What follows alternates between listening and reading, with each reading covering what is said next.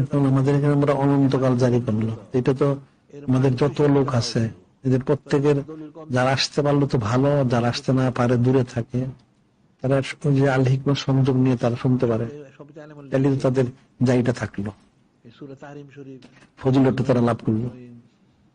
নজম শরীফ, তারপর আরেকটা সূরা কি, দুনিয়া যেমন মানুষ প্রতিযোগিতা করে, টাকা পয়সা দ্বন্দ্ব প্রতিযোগিতা করে কে কত কামাই করতে পারে, এই প্রতিযোগিতার অনস্তে শেষ হয়ে যাবে।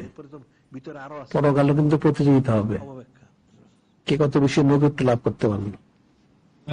তখন যদি সে শূন্য থাকে সে তো বিয়োগ হয়ে যাবে, তার অনেক নেকি থাকে, তাহলে সে কাছে যেতে পারবে।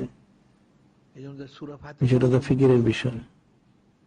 সূরা ফাতিহার প্রত্যেক মুফাসসির একরাম ভুল করছে, একজনও বাদ নাই। এটা যে বললো দুনিয়ায় মানুষ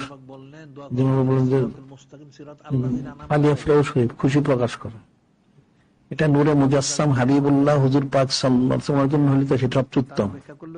দুনিয়ায় মানুষ দুনিয়াবী সম্পদ লাভ করলে খুশি হয়, দুনিয়া খুশি হবে, পরকালে যখন যাবে তখন খুশি হবে কিভাবে? তখন তো দুনিয়াবী সম্পদে খুশি হবে না। তখন যে যত বেশি নূরে মুজাসসাম হাবিবুল্লাহ হুজুর পাক সাল্লাল্লাহু আলাইহি ওয়াসাল্লাম নিকট বলিতে হবে, সে তত বেশি খুশি হবে। সুবহানাল্লাহ। তখন আর নৈকট্য লাভ করার জন্য তো কোশিশ করতে হবে,